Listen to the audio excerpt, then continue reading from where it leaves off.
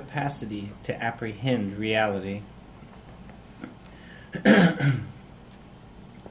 Another kind of knowledge fundamental to educational practice is that which is linked to the very nature of this practice.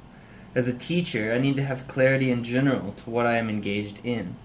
I need to know the various dimensions that are part of the essence of this practice, which can make me more secure in the way I approach it.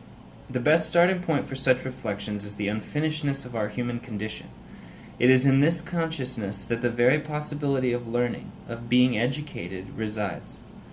It is our immersion in this consciousness that gives rise to a permanent movement of searching, of curious interrogation that leads us not only to an awareness of the world, but also to a thorough scientific knowledge of it.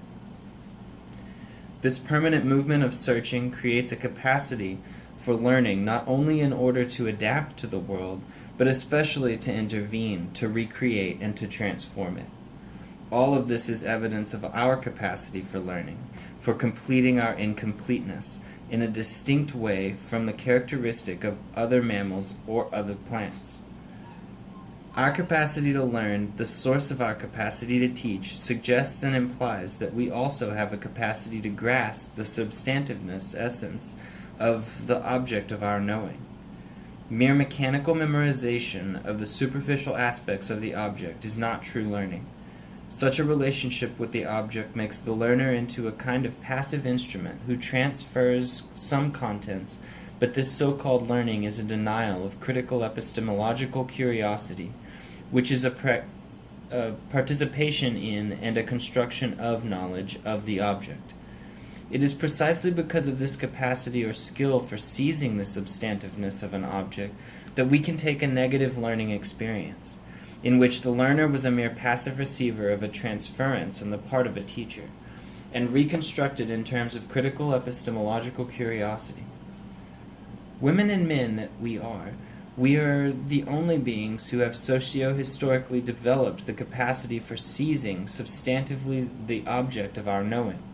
For that reason, we are the only beings for whom learning is a creative adventure, something much richer than the simple repetition of a lesson or of something already given.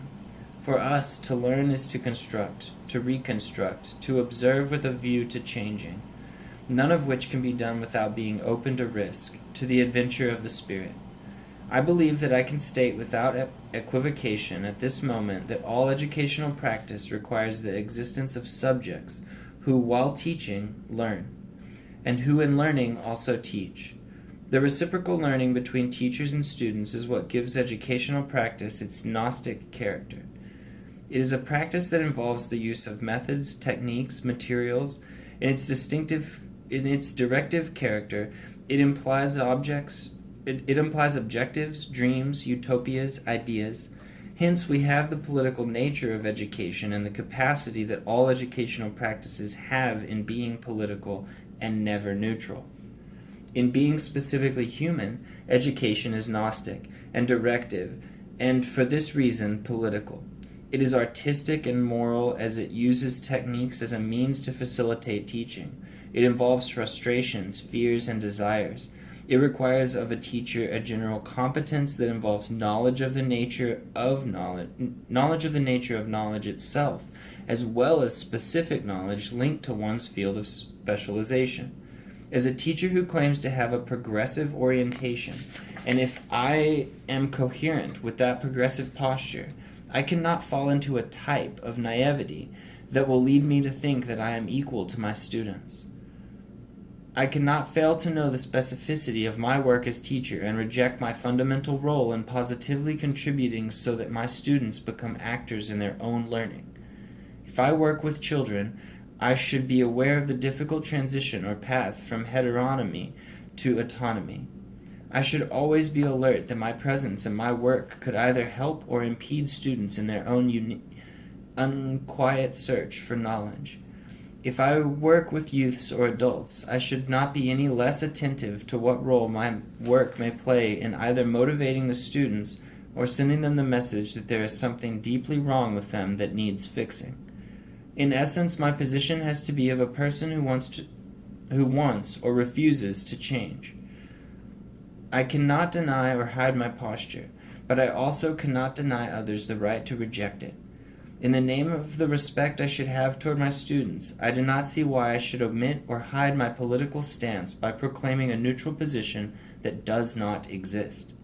On the contrary, my role as a teacher is to assent the students' right to compare, to choose, to rupture, to decide. Recently, a young man who had begun his university studies told me, "I do not understand how you defend the rights of landless peasants who, in reality, are nothing but troublemakers."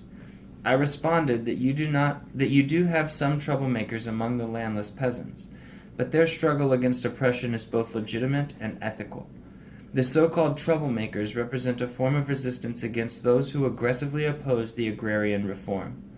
For me, the immorality and the lack of ethics rest with those who want to maintain an unjust order. Our conversation went no further than that. The young man shook my hand in silence. I did not know how he dealt with our conversation afterward, but it is important that I said what I thought, and that he heard from me what I thought was right and should be said. This is the road I have tried to follow as a teacher, living my convictions, being open to the process of knowing, and sensitive to the experience of teaching as an art, being pushed forward by the challenges that prevent me from bureaucratizing my practice, accepting my limitations, yet always conscious of the necessary effort to overcome them, and aware that I cannot hide them, because to do so would be a failure to respect both my students and myself as a teacher.